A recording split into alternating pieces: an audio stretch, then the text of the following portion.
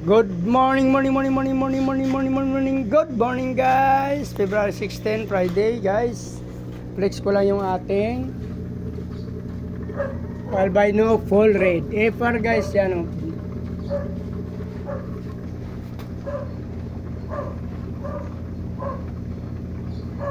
Tryo yan guys, binili natin. Wala na siyang hangin.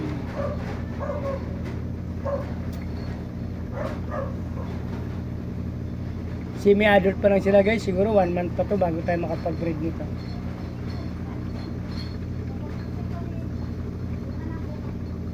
Pero maganda guys, no?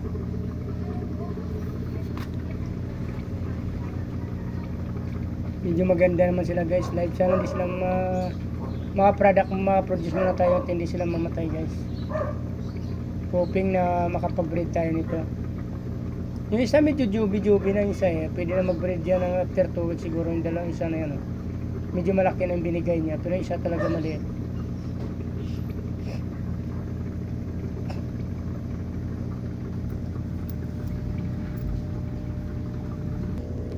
Ito yung ating dwarf blue panda guys. Ating shark fin blue panda yan. Pasensya na kayo guys. Ulit-ulit natin kasi medyo excited tayo. Ganyan lang sila kalit guys, pero nanganak na sila ng 9 pieces ata yun nandun sa labas. Nanganak na yan guys. After 3 days yata dumating dito, 2 days pa lang yun silang dumating. Nag-breed na sila, nag-drop na siya. Ayan ang ating mga bagong strains dito guys na binibreed ngayon. So abang-abang na kayo guys. At mayroon pa tayo dito guys na HB white, half black white guys, nagapi yan. Tryo din guys.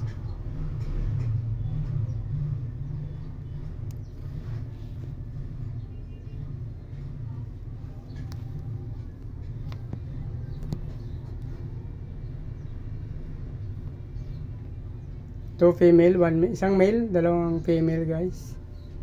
Medyo nagbibili-bili na rin yung isa. Sana ay nagbi-breed na to sila guys. Buntis na yung isa na yan. Yan medyo bili na yung tiyan niya guys.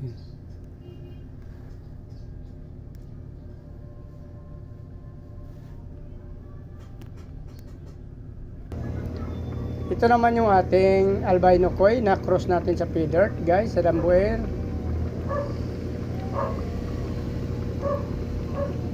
Abang-abangan nyo lang guys, marami tayong strains na magaganda na ilalabas. Ito, meron tayong half black white, shark fin dwarf blue panda. Ito guys, ang cross ng ating crossbreeds ng ating feeder tsaka albino koi. Tingnan natin ang labas nito guys, kung maganda. Update ko lang kayo guys. At the same time, meron tayong bagong AFR albino full red. Joby pa, pero sana after 1 month mag-breed na rin to sila guys. So abang-abang lang tayo guys ng mga magagandang strains. Update ko na lang kayo sa susunod na mga araw guys pag nag-breed na sila. Ito yung ating mga feeder kasi guys. So in-out na natin to guys. Yan, in-out natin ng mga feeder. Flex ko rin sa inyo yung mga gapi na in-out natin. Ito rin in-out natin ng mga ABM guys. Yan. Oh, yan, dami. Maganda guys. Black Moscow to guys pala. Hindi siya Actually, halo na itong Black Moscow tsaka IBM dito kasi yun. Mga Black Moscow. Marami yan guys. Ito yung unahin natin i-out bago yun dun sa ating aquarium.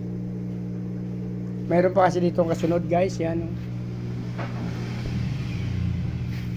May mga albino na dyan. Ito guys, halo-halo ng strains na rin to. RDSS saka Electric Blue Moscow. Yan. Yan yung ating mga grow out guys. Sa mga hybrid ng iba dyan. Ganda mga lalaki. Actually itong pagpipilian natin sa pag-out natin bukas. Dito tsaka ito. Mayroon pa rin tayo dito. Iba pang grow out to guys. Yan Dito kasi kaunti na lang yung malalaki dito. Pasensya na kayo guys, madilim kasi nasa ilalim ito ng hagdan ko. Yan o. Tapos marami pang patong. So dito na lang guys, kasi mag-change water tayo. Hanap tayo ng mga change water, marurumi na mga tab natin. Papalitan na natin ng tubig. Kung nagustuhan yung mga video ko guys,